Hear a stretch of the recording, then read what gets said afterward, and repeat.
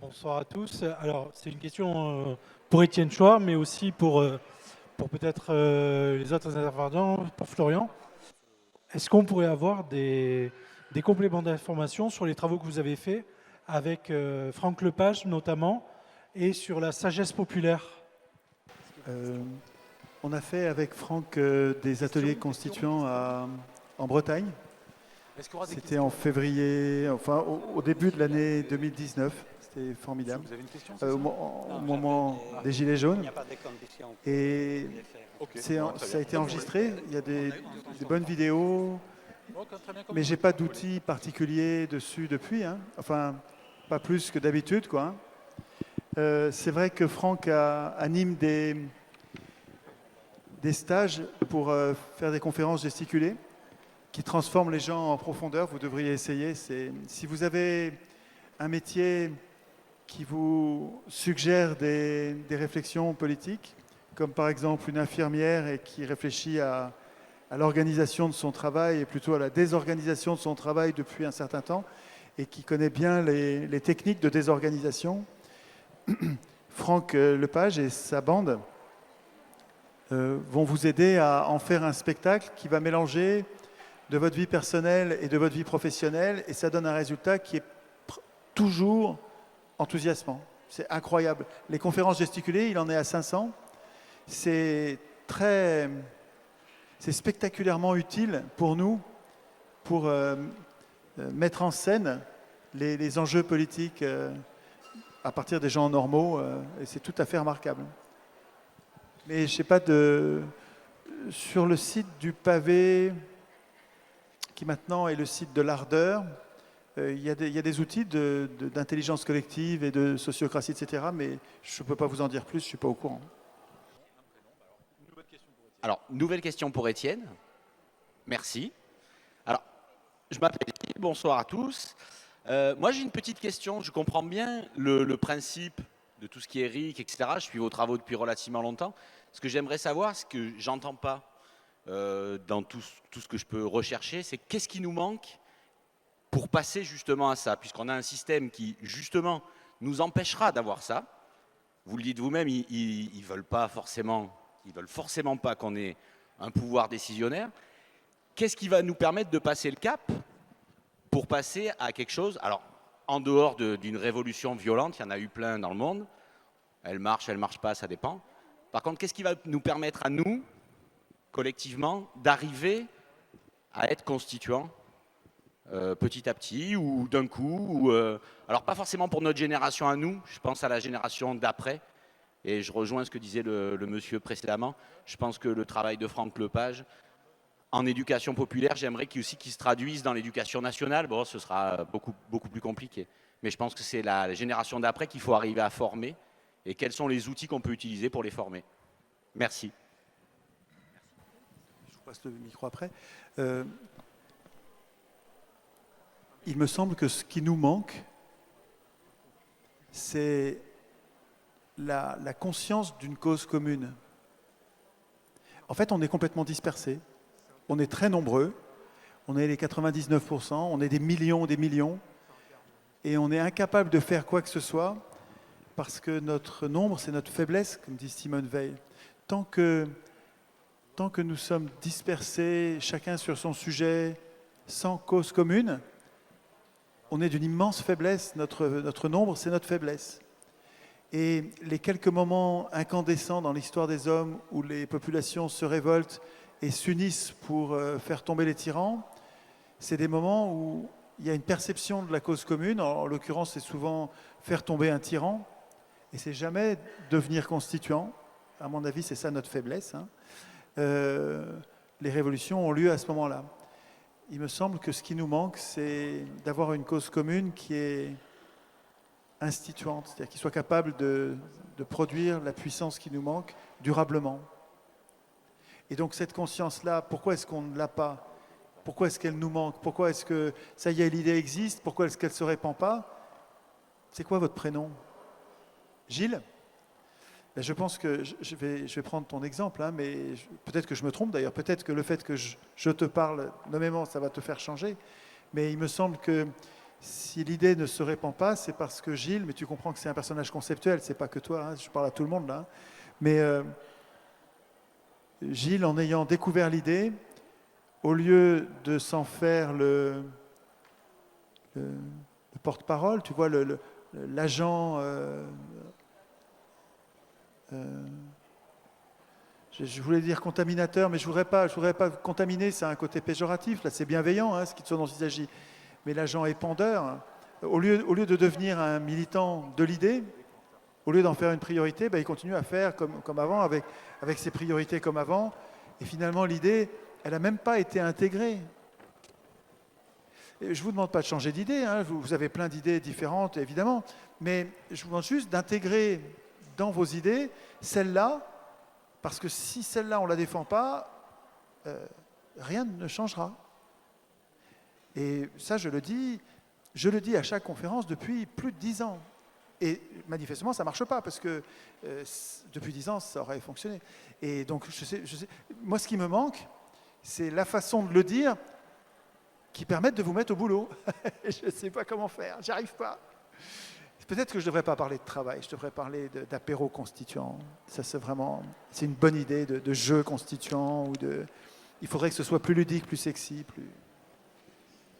Ce qui nous manque, c'est un mot d'ordre sexy, attrayant, stimulant, excitant et qui donne envie de se donner du mal.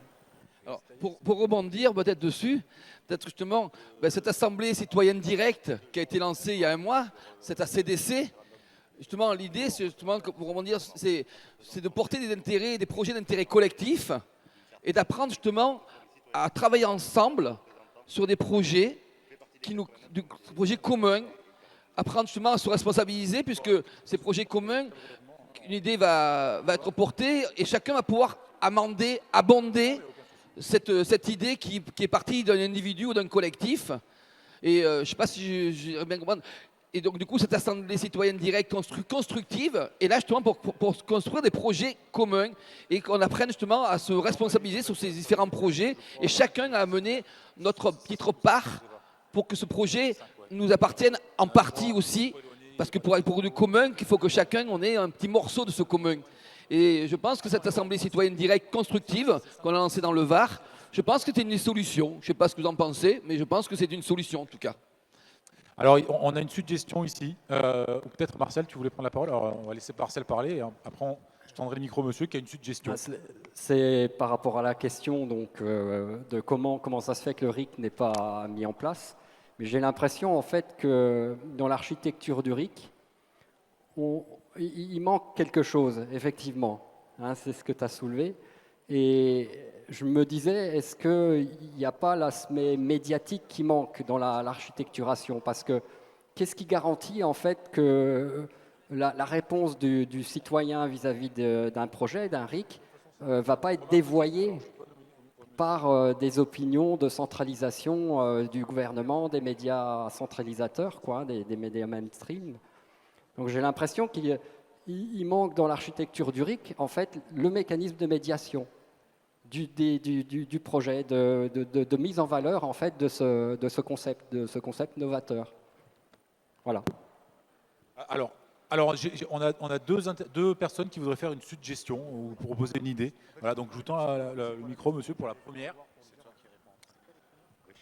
Donc Richard de Barjol. C'est quoi ton prénom? Richard. Juste, en fait, oui, c'est une proposition pour mettre en place d'ici 15 jours un simuli de RIC, ou en fait quelque chose de plus près du du 16 au 20 mai, il y a la possibilité de se porter candidat aux législatives. Donc il y a des initiatives comme ça a été fait par la CDC 83 avec une forme participative où des candidats ont été désignés et ne sont pas proposés et ont toute une charte à respecter une fois qu'ils sont élus.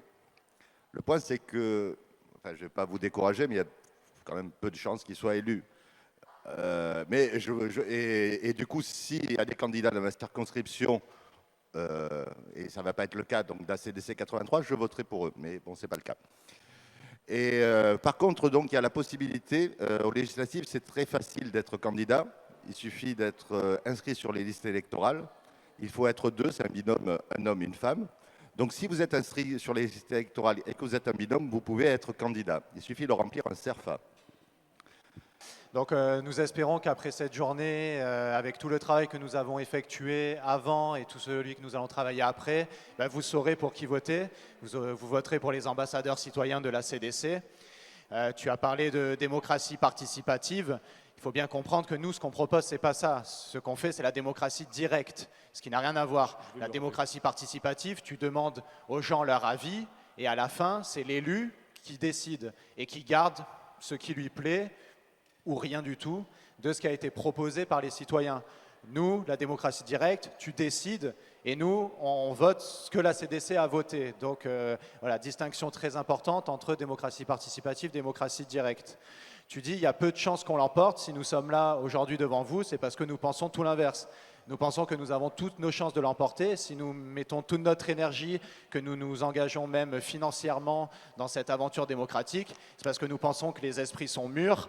Avec tout ce que nous avons vécu en 5 ans, avec l'importance qu'a pris le RIC dans les esprits, nous pensons que les Français sont prêts à s'engager pour une cause et non pas pour un camp, donc à sortir de leur habitude politique partisane et de choisir la démocratie directe. Et donc si on y vote, c'est qu'on y croit. Nous allons gagner tous ensemble avec votre aide. Je voudrais répondre que, en fait, oui, tout le monde peut se présenter aux élections. Donc ça, c'est bien. Mais le souci, c'est que, justement, moi, ce que je trouve intéressant dans l'Assemblée citoyenne, c'est que pour une fois, l'élu, il est en contact avec le peuple et il est sous tutelle du peuple.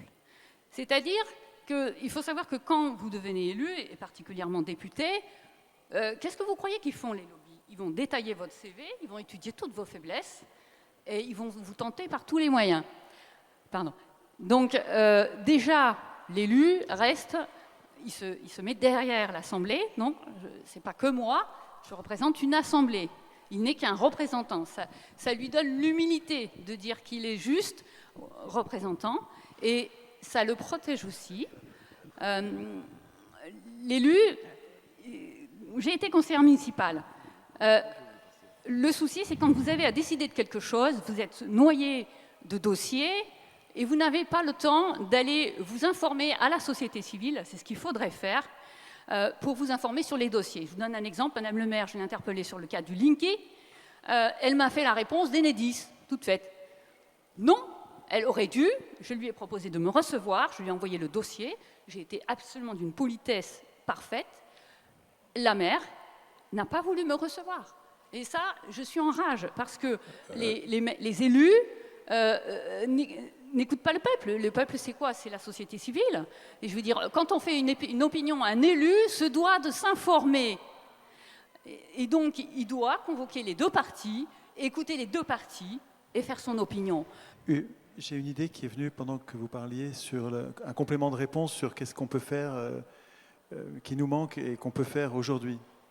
Un peu partout dans le pays commencent à fleurir des RIC sauvages, des RIC libres, des RIC que nous organisons nous-mêmes et sans attendre que les élus nous aident, sans attendre quoi que ce soit des élections, nous organisons nous-mêmes des consultations en porte-à-porte.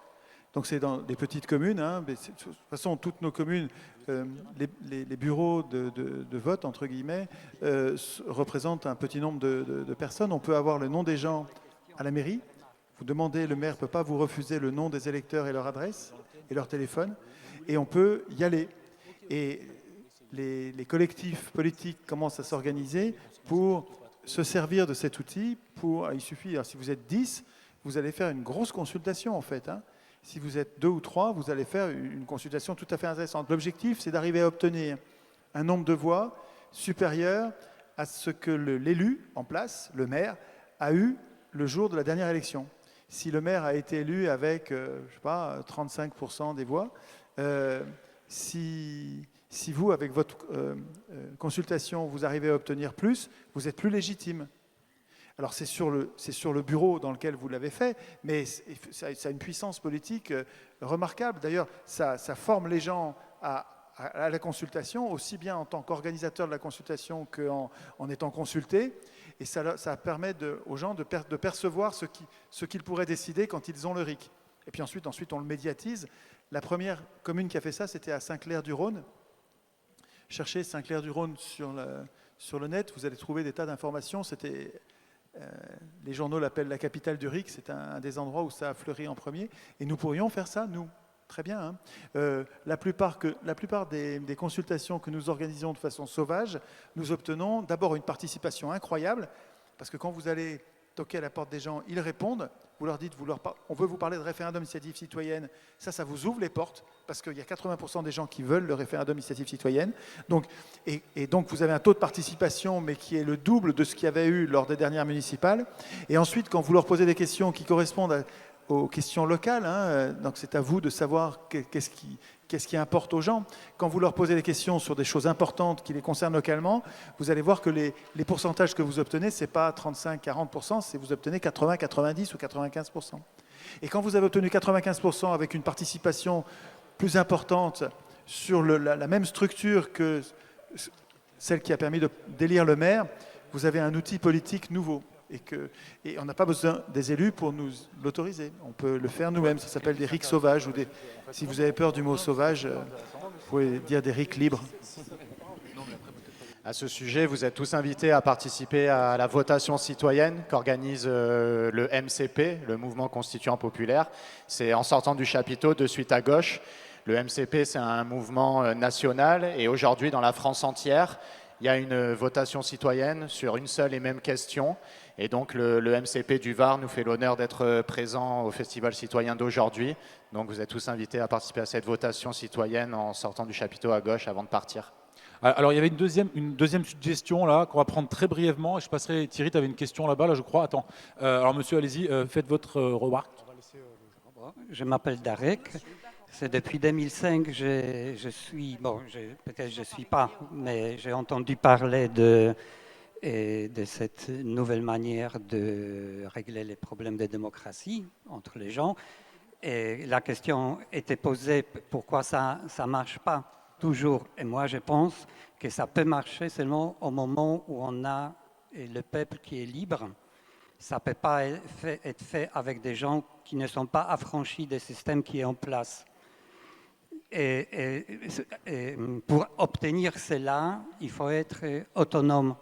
Et tout ce qui s'est fait avec l'assistanat de l'État et la dépendance des gens, c'est-à-dire on crée les problèmes de travail, on rend les gens dépendants de plus en plus, et on les dicte qu'est-ce qu'il faut faire, c'est-à-dire il n'y a pas de conscience. Et d'ailleurs, nous sommes tous manipulés. Et je ne vois pas comment on peut convaincre les gens à trouver une cause commune. Et comme en élection, ils n'électent pas même. Je pense qu'on vit dans la période où ce n'est plus les maîtres qu'on élus, c'est nos bourreaux. Et à ce moment-là, il faudrait que c'est la conscience qui agrandisse et qu'il y a la liberté intérieure qui précède la liberté de souveraineté. Voilà, merci.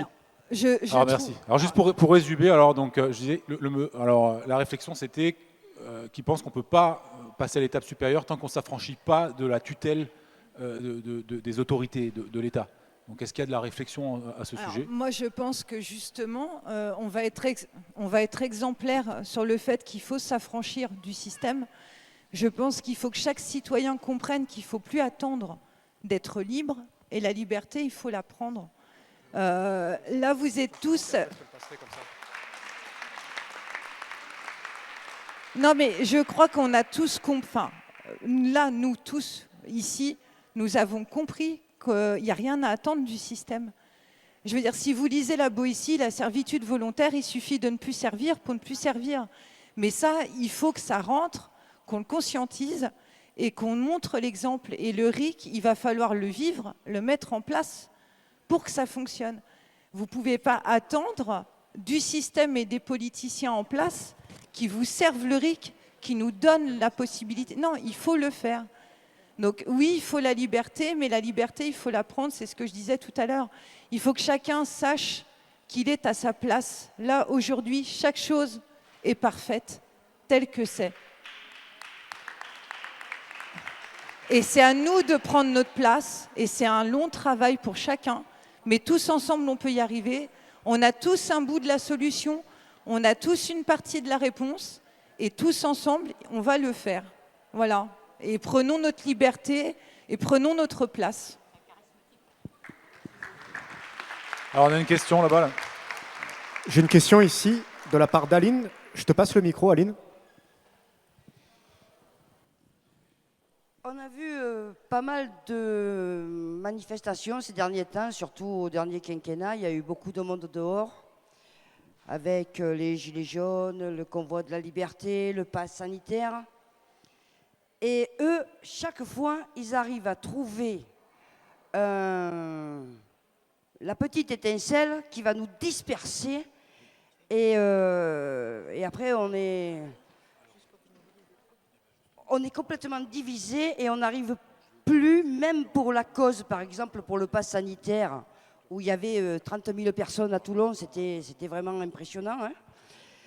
Ils ont joué sur le fait que Varmatin a donné le bon chiffre pour nous dire qu'en fait, c'est parce qu'on était des fachos à Toulon. Mais nous, les Gilets jaunes, on a toujours été fâchés et non pas fachos. Donc peut-être qu'il faudrait...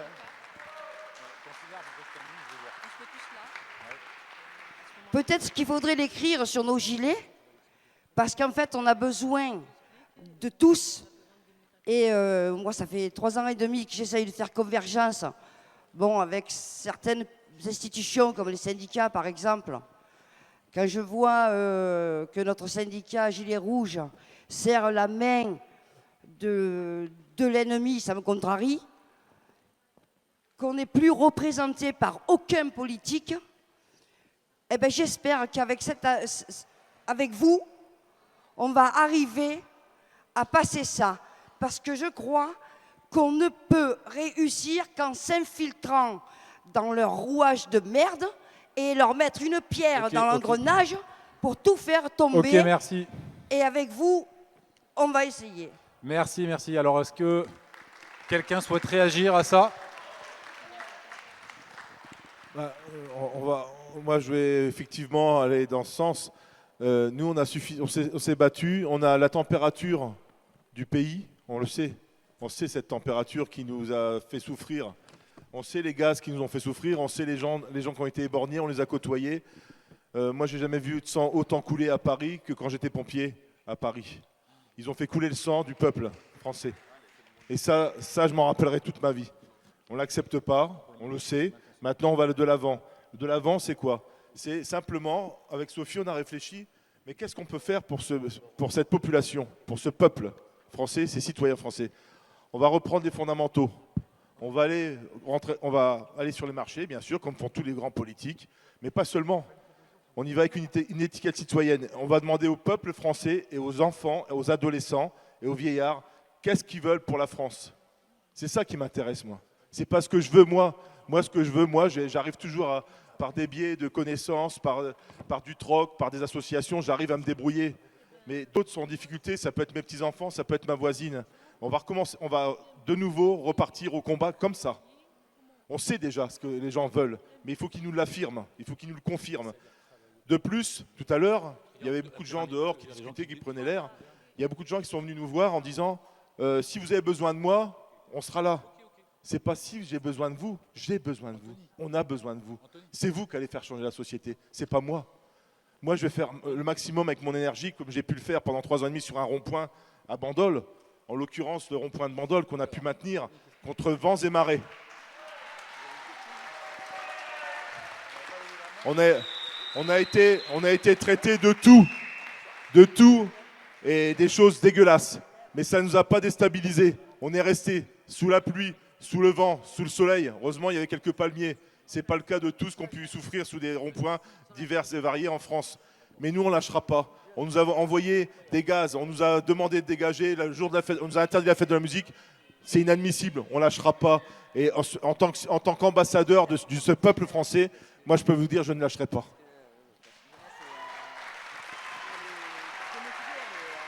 Alors, j'ai une autre question. On a un temps court, on a vraiment un temps court. Il va falloir nous aider parce que nous, tout seuls, on ne peut pas. Si vous êtes là, si vous êtes les petits ambassadeurs qui sommes tous ensemble, portez le message, s'il vous plaît. Aidez-nous, tractage, etc., etc. Communication. On a des médias qui veulent nous aider. On va s'en servir parce que c'est la guerre des médias. Mais nous seulement, c'est que nous, on n'a pas fait l'école des menteurs. C'est ça la différence. Moi, je n'ai pas fait l'école de menteur. J'ai passé beaucoup de concours, mais des concours de circonstances. Et j'ai appris dans la vie. J'ai beaucoup appris, j'ai fait des erreurs et je me suis relevé. Et les erreurs que j'ai pu commettre, elles me servent aujourd'hui pour être sur ce plateau, parce que ce n'est pas facile. Hein. Je m'engage moi, mais j'engage ma famille. J'engage ma vie aussi.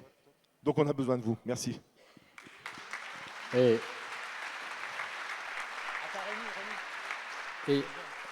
je pense concrètement, vous avez plusieurs centaines de flyers à l'entrée. Libre à vous d'en prendre une dizaine ou même quelques dizaines et de commencer à les distribuer dans votre quartier. C'est une action concrète pour faire connaître la CDC. En parler autour de vous, partager nos publications sur les réseaux sociaux. Vous pouvez nous écrire sur votation@acdc83.org pour nous dire je suis disponible. Et comme Thierry a dit, nous avons besoin de vous, nous avons besoin d'un maximum de soutien.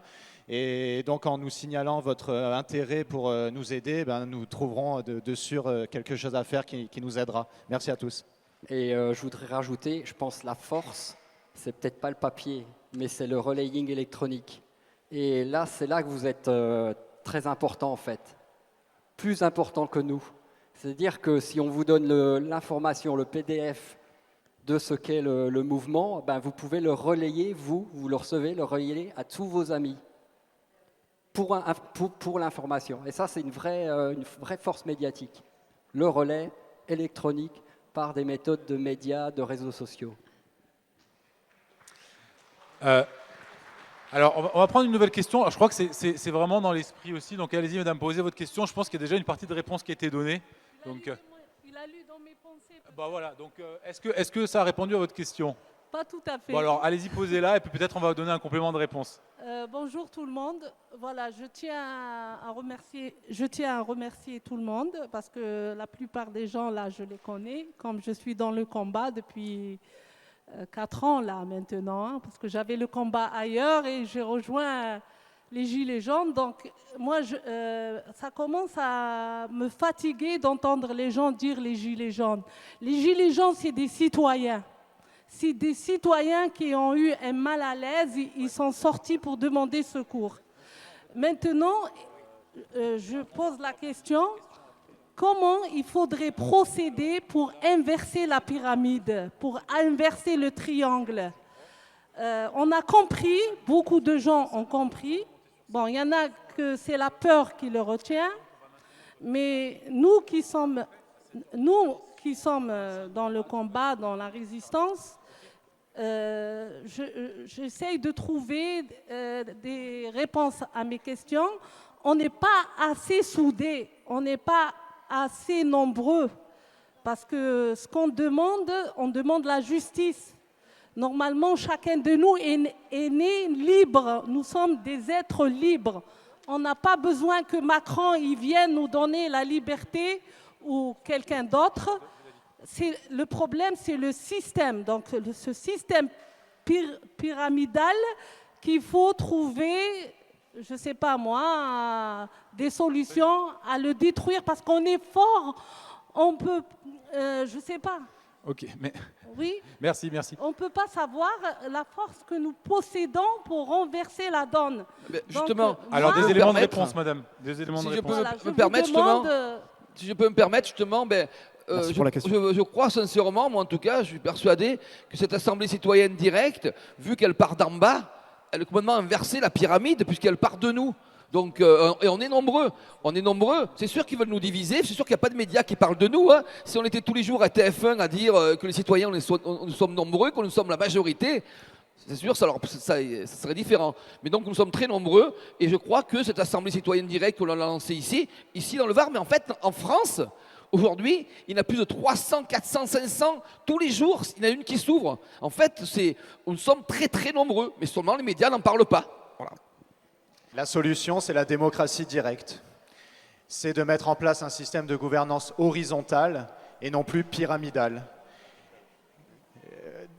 Le RIC, ça nous donnera le pouvoir de décision. Et les gens comme moi qui ont fait Sciences Po, ils mettront leurs compétences au service des décisions prises par les citoyens pour que celles-ci se réalisent au mieux. Donc la solution, c'est de se battre pour seulement cette cause commune, la démocratie directe, le RIC en toute matière, le tirage au sort. Et en plantant des graines dans un maximum d'esprit, nous vivrons cette révolution démocratique de notre vivant. Nous voterons pour des idées, non plus seulement pour des personnes. Et donc c'est la base qui décidera au bénéfice de l'intérêt général et du bien commun. Ok, merci. Alors, Étienne, tu voulais faire un commentaire Il est 18h30. Mais justement, j'allais dire, une dernière question, on arrête. T'inquiète. Je ne sais pas si vous êtes au courant, mais... Oui, c'est ça, dernière question, après c'est terminé. J'ai une question à poser aux ambassadeurs. Non, trop tard. Non. J'ai une question à poser aux ambassadeurs et à la CDC. Jean-Claude, est-ce que vous êtes au courant de ce qu'a fait Lassalle, un petit candidat, mais qui a fait quelque chose d'historique cette année? Il s'est engagé sur ses biens propres devant un notaire, publiquement, ce qui est historique. Je crois qu'on n'a jamais vu ça.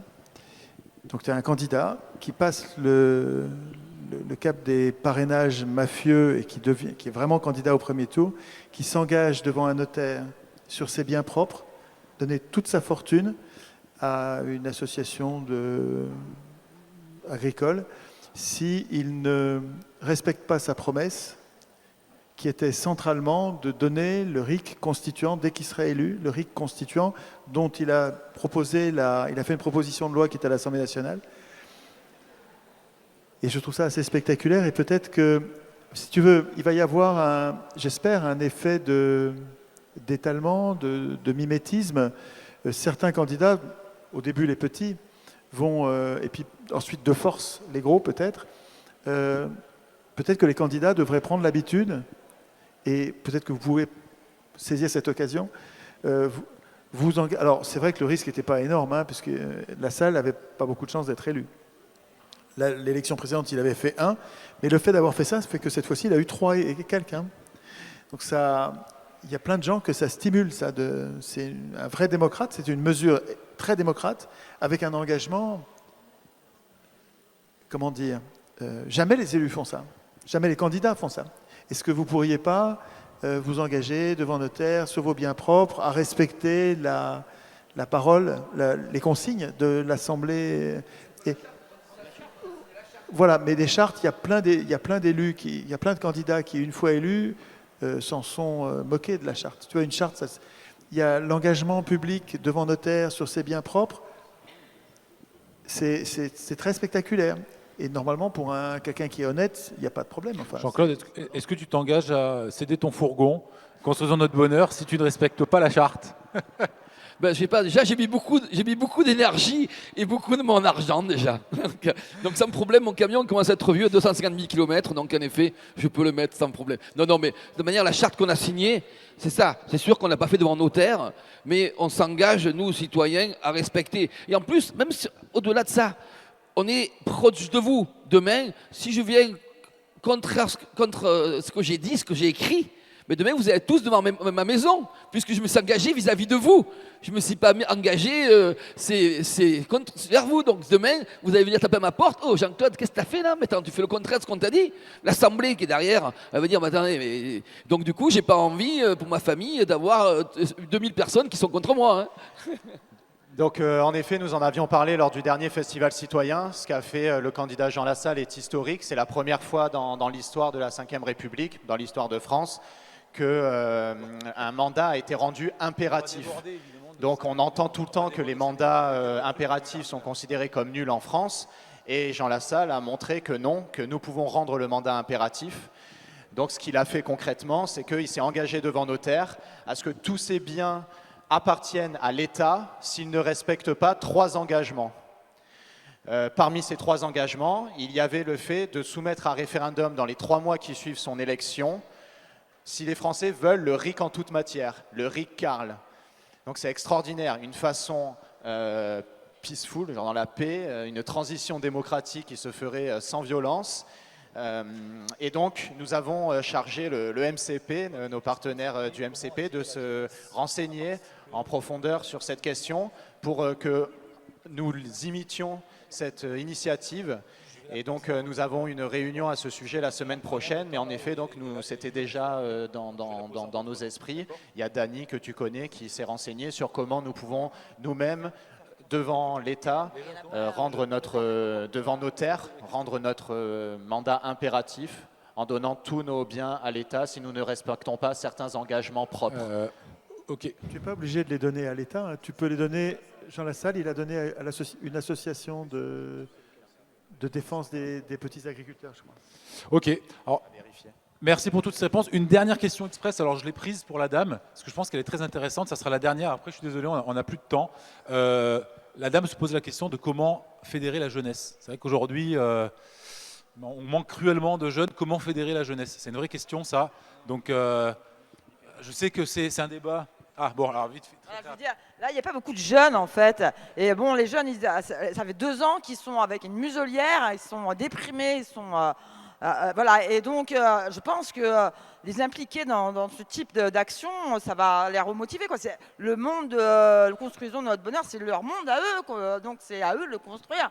Et donc, si on veut faire bouger les choses, il faut absolument que les impliquer dans le processus. Et voilà, ma question, c'est comment les toucher, peut-être dans des lieux festifs, l'éducation populaire. Enfin, il faut aller vers eux, en fait, je pense. Alors, si je peux un peu répondre, en effet, les cheveux gris, on a connu la liberté déjà, on avait l'espoir. Quand on voyait à 10 ans, à 20 ans, à 30 ans, c'est vrai que je ne sais pas si les jeunes, aujourd'hui, surtout maintenant, s'ils ont encore cette notion de liberté, s'ils ont encore, est-ce qu'ils ont encore de l'espoir? J'ai peur qu'ils en aient de moins en moins, alors que nous, en tout cas moi, quand j'étais jeune, j'avais de l'espoir, quoi. Et comment faire bouger les jeunes? C'est clair. Question, alors, hein. Mais il y a des écoles, par exemple, du Mont Transition, par exemple, du Mont d'Urville a créé une école, ça s'appelle du Mont Transition, c'est un courant transversal où justement ils essayent d'impliquer les jeunes sur d'autres valeurs que l'école. Et donc il y en a des initiatives de tous les côtés. Il y a Dumont, mais il y en a d'autres, je ne vais pas les citer maintenant. Et c'est clair que je crois que si on arrive justement à leur trouver des choses très pragmatiques, parce que les jeunes, en fait, aujourd'hui, ils rêvent plus. Il faut leur donner des choses très concrètes, parce que le rêve, on leur a coupé, quoi, je crois. Voilà. Alors du coup, c'était une piste de réflexion très intéressante. Jean-Claude, je crois que tu avais convoqué justement cette association de jeunes du lycée du Mont d'Urville. Je pense qu'il en passe par nous. Alors, je ne vais pas dire nous, les anciens, parce que moi, je ne pense pas en faire partie. Mais il en tient à nous, justement, d'essayer de fédérer les jeunes, de les inviter, de les élever pour qu'ils puissent rejoindre nos rangs et essayer de les fédérer un peu. Donc si vous avez des idées, elles sont toutes bonnes à prendre. Alors Marcel, très rapidement, je sais qu'il y a des gens qui veulent poser des questions, il y a des idées, mais là on n'a plus le temps, donc vraiment... Alors c'est super important de donner des idées, j'en donne une. Parce que j'ai été confronté à cette problématique dans les manifestations avec l'opacité des jeunes. Une des idées, c'est de prendre des jeunes qui ont compris notre mouvement. Il y en a, j'en ai rencontré, etc. Et donc de les prendre et de leur donner de l'importance. C'est-à-dire peut-être créer un comité de députés jeunes, un comité de présidence jeune, par exemple, dans le contexte du RIC. Et on les place en avant. Et donc on fait des strates par âge, dont les jeunes, ils ont à la présidence. Un jeune peut être élu président des jeunes, par le RIC. Ok, merci Martial. Ambassadeur. Juste deux petites. Je réponds, je rebondis sur ce que tu dis. On est en train de dire, les jeunes, on va leur dire de faire ça, on va leur proposer ça, etc. Mais je pense que, puisqu'on a le RIC, l'idéal, ça serait de faire un RIC et que ce soit eux qui le disent.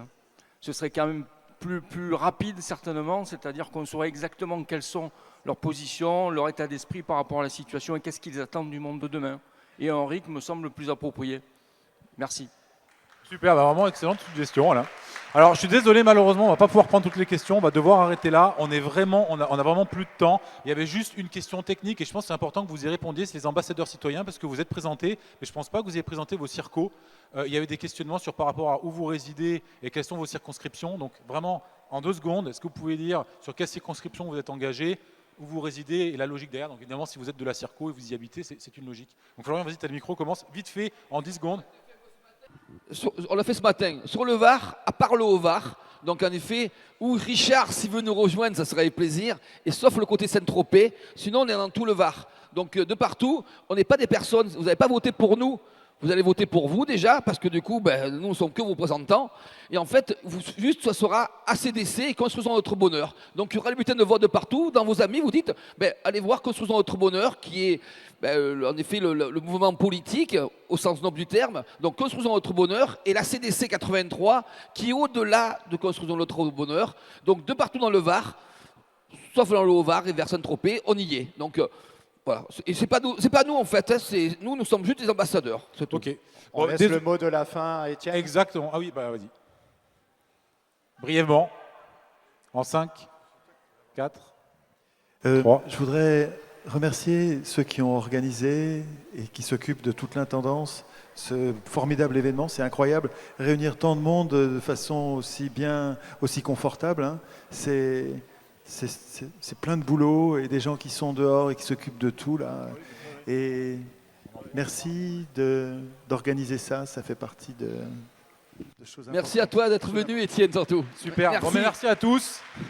Je voulais dire aussi un mot. Juste merci à l'évêché. Merci au domaine de la Castille, parce que c'est quand même un lieu qui est un lieu religieux et qui nous ont mis à disposition.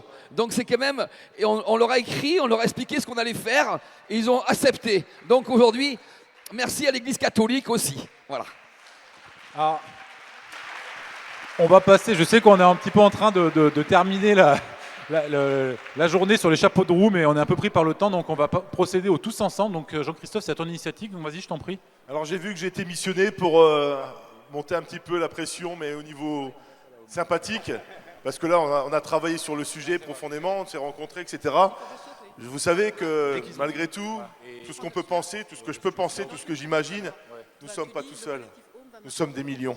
Des millions, je peux vous le garantir. Moi j'ai tellement fait de manifestations, j'ai tellement rencontré de gens, des blouses blanches, des pompiers, des policiers, des profs et tout ça. On est tous pour la même cause, c'est-à-dire la justice au sens large. On veut tous ça, on veut tous le bien-être, on veut tous un pouvoir de mieux vivre. Qui va s'opposer à ça? Qui va l'interdire? Pouvoir de mieux vivre, on est tous là pour ça. Alors on va tous se lever les amis, on va tous se lever, on va tous se retrouver sur le podium pour une grande fête. Venez tous. Venez tous, on va tous se retrouver et je crois qu'il y a une petite surprise de la part des Gilets jaunes de QERS qui nous ont préparé une chanson. Donc on va tous être ensemble, en unité, en force. Venez tous sur scène les amis. Nous avons réécrit les paroles d'une chanson que beaucoup connaissent déjà, avec un texte qui est un petit peu plus démocratique et davantage d'actualité par rapport à ce que nous vivons. Et nous la reprenons sous forme d'un blues musicalement écrit par Alain qui est devant vous. Voilà, tu nous donnes le top départ, Alain. Top départ. On est là, on est là, même si Macron ne veut pas, non Didier, pour une vraie démocratie, pour redresser le pays, même si Macron ne veut pas, nous on est là. Doucement, ralentissez. On est là. Même si Macron ne veut pas, nous on est là. Tant qu'on nous asservira, tant qu'on nous appauvrira, ensemble on résistera, on sera là. On est là. On est là. Même si Macron ne veut pas, nous on est là. Peu importe le dictateur, on veut un monde meilleur. pour la France et ses enfants, on sera là. On est là. On est là. Même si Macron ne veut pas, nous on est là. Pour crier la vérité, pour sauver la liberté. S'il faut contre les blindés, on sera là. Pour crier la vérité, on sera là. Pour sauver la vérité, on sera là. S'il faut contre les blindés, on sera